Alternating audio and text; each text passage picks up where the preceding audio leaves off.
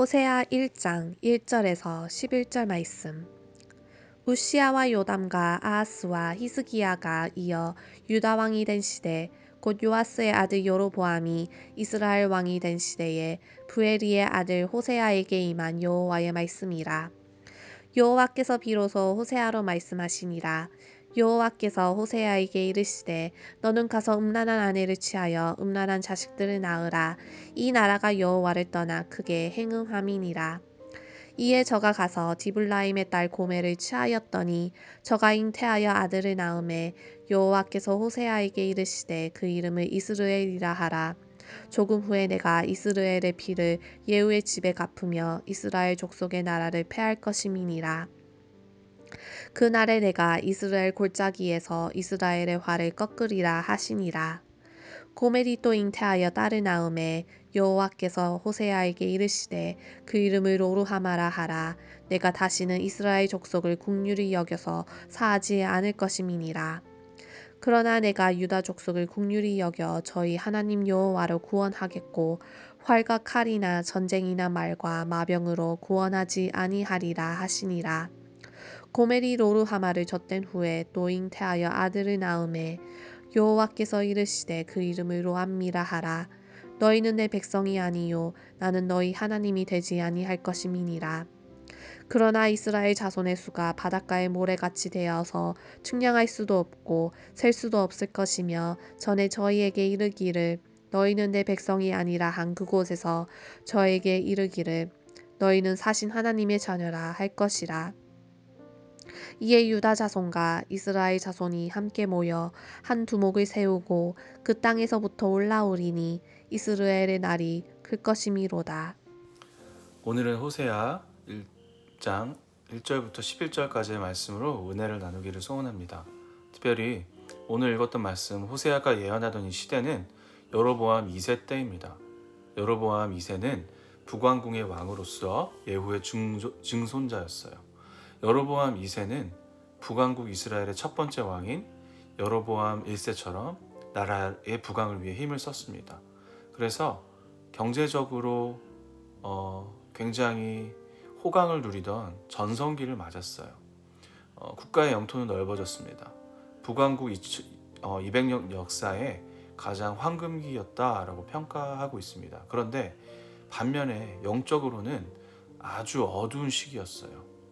여로보암 2세는 여로보암 1세 못지않게 나라를 크게 부강하게 만들었습니다. 그런데 영적인 면에서도 여로보암 1세 못지않게 백성들을 우상 숭배에 빠뜨렸어요. 여로보암 1세는 북왕국 이스라엘을 세운 후에 예루살렘으로 제사하기 위해 올라가는 백성들을 막으려고 베델과 단에 우상의 제단을 만들어 대신 섬기게 했던 인물이었습니다. 많은 산당을 지었고 그 백성들로 제사장을 삼아 말씀이 없는 기복신앙에 빠지게 했습니다. 그런데 여로보암 2세도 여로보암 1세와 똑같이 하여 이스라엘 백성들을 우상 숭배에 빠지게 했던 거예요. 당시에 이러한 영적 상태를 오늘 봉독한 말씀 중에 1절과 2절이 암시해 줍니다. 여호와께서 호세아에게 이르시되 너는 가서 음란한 아내를 취하여 음란한 자식들을 낳으라. 이 나라가 여호와를 떠나 크게 행음함이니라. 호세아는 이 말씀에 따라 고멜이라는 창녀와 결혼을 했습니다. 그리고 호세아가 하나님의 명령을 듣고 창녀 중에서 배우자를 찾아 결혼을 했어요. 그러나 고멜은 자신의 버릇을 어쩌지 못하고 호세아를 떠나 또 행음하였습니다. 여기서 하나님께서는 호세아의 심정을 통해서 하나님을 자꾸만 떠나가는 이스라엘 백성을 향한 하나님의 심정이 어떠한지를 백성들에게 알리게 하십니다. 하나님의 안타까운 심정은 보통의 일반적인 생각으로는 이해할 수가 없어요. 그러한 하나님의 심정을 확실하게 전할 수가 없습니다. 그래서 하나님께서는 호세아를 택하셨습니다. 고멜이라는 음녀를 택하여서 결혼하게 하셨어요. 그리고 자꾸만 호세아의 품을 떠나 다른 남자에게로 달려가는 고멜로 인해 찢어지는 호세아의 아픈 마음으로 하나님의 아픈 마음을 외치게 하셨습니다. 이로써 당시 이스라엘의 영적 상태가 얼마나 심각했으며 하나님의 심정이 어떠했는지를 알 수가 있어요. 근데 우리가 여기서 집중해 볼 것은 호세아의 순종도 대단하다라는 거예요. 하나님의 선지자로서 하나님의 뜻을 전하는 사명을 다하기 위해 어려운 결단을 내려야 했습니다. 어떤 사람은 이렇게 말합니다. 호세아가 원래 고멜을 좋아했으나 창녀였기 때문에 고민하고 있었는데 이로 인해 기도하였더니 하나님께서 그래 그게 바로 내 심정이다 하면서 허락하셨다라는 거예요. 그랬다면 호세아는 괴로울 것이 없었을 겁니다. 그러나 성경은 그런 언급이 없어요. 오직 하나님의 명령을 받들어서 창녀 중에서 아내를 선택하여서 결혼했다라는 거예요. 사랑하는 자녀들에게 매를 드시겠다라고 말씀하신 하나님의 심정, 그 심정은 어떤 것이었을까요? 무서운 심판을 예고하시는 하나님의 본심에는 여전히 사랑이 있습니다. 오직 안타까운 심정으로 돌아오기를 바라시는 거예요. 우리는 여기서 하나님께서 얼마나 안타까우셨으면 그렇게 말씀하셨을까를 생각해야 됩니다. 하나님의 심정을 읽는 것이 중요해요. 하나님의 마음을 아는 것이 중요합니다. 하나님은 비록 무서운 심판의 말씀을 하고 계시지만 사실은 어서 빨리 돌아오라 라고 하는 그 역설적인 사랑의 표현을 하고 계시는 거예요. 옛날에 어른들이 너는 내 자식이 아니다, 호적에서 내 이름을 파내겠다 라는 말을 잘 하셨습니다. 그러나 실상 그렇게 하는 사람은 없습니다. 안타까운 나머지 빨리 정신 차리라 라는 역설적인 사랑의 메시지예요.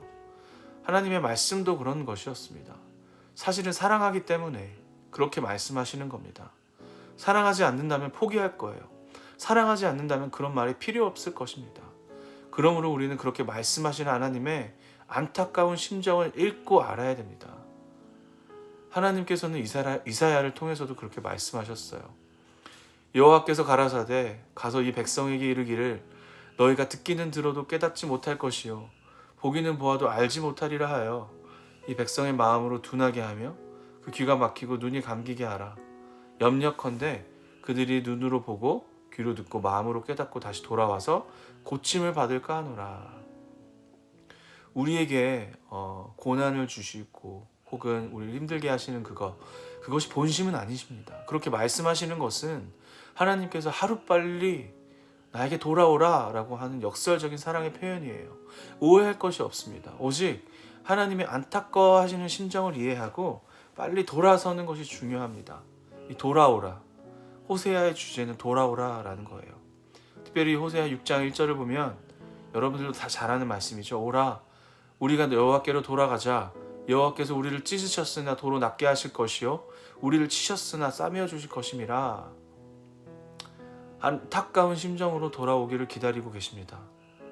늦기 전에 하나님께서는 우리에게 돌아오라 라고 말씀하고 계세요. 때가 되어 심판을 당하기 전에 빨리 회개하고 돌아오라 라고 말씀하십니다. 돌아오면 큰 복을 주시겠다 라고 약속하십니다. 오늘 말씀 1장 10절의 말씀을 한번 보세요. 돌아오면 이루어 주시겠다라는 약속이 있어요. 그러나 이스라엘 자손의 수가 바닷가의 모래같이 되어서 측량할 수도 없고 셀 수도 없을 것이며 전에 저희에게 이르기를 너희는 내 백성이 아니라 한 그곳에서 저희에게 이르기를 너희는 사신 하나님의 자녀라 할 것이라.